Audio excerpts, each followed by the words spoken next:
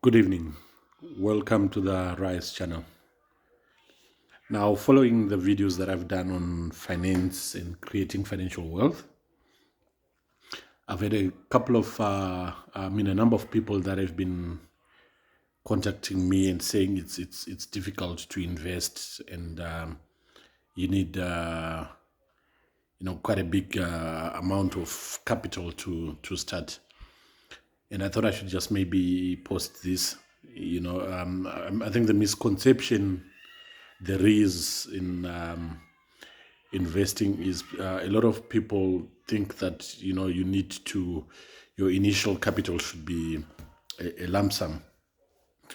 Now, if you look at some financial institutions that sell, for example, stocks or mutual funds and whatnot, you can actually start investing. I know of one way you can actually invest in 500 rand a month. And remember, we spoke of compound interest. So you start with as little as 500 rand a month. And on a monthly basis, you actually make it a habit that you pay that 500 rand. Now, over 12 months, that's 6,000 rand that you've actually put in there. Now, that looks like a fair, a decent amount of lump sum. If you go ahead, the following year, you do exactly the same with 500 rand. And remember, you're already earning your compound interest on that. So by the end of that second year, we're saying your capital that you've actually invested for your own money, it's now 12,000 rand. You can then move this money into another portfolio, but not the whole 12,000 rand. So what you could do is maybe take the 10,000 rand and look at another portfolio where you can put that money. So let's say you started with Unity Trust, for example, and then you could say in 3 years you want to start withdrawing in 3 years. So you take your, say, 10,000 rand, then you put it into another portfolio. Remember, we've said you need to diversify your portfolio. So you then put this, say, in stocks or long-term savings account, and then you leave your 2,000 rand that's there, and then again, you keep on putting in that 500 rand. And you've got another portfolio now that you've started in with 10,000 rand, which then gives you higher yield and you're gaining compound interest on there. So you leave that sitting in that portfolio. And the initial portfolio where you started with your 500, you're still putting in 500 rand every month. You're gaining interest.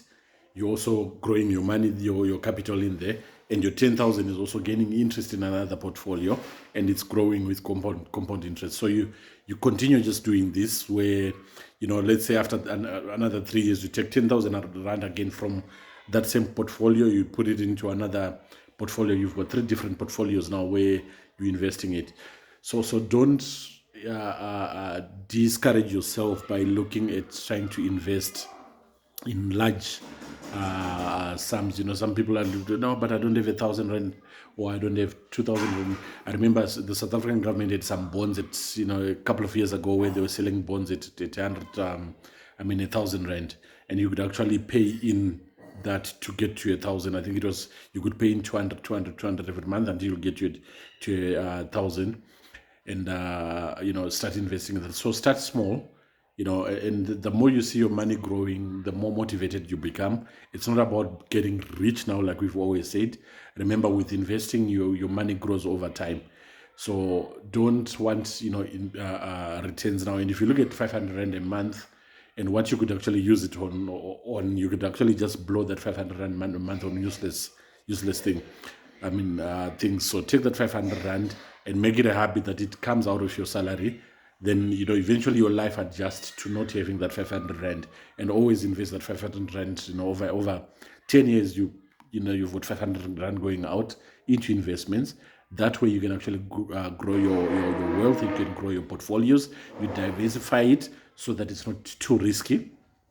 Once you've done that, once you start seeing your returns, you'll actually then be motivated to put even more than that 500 rand. I think that will help you So if you've got any other questions, please don't forget to drop them in my comments, and I'll respond to those. Thank you so much.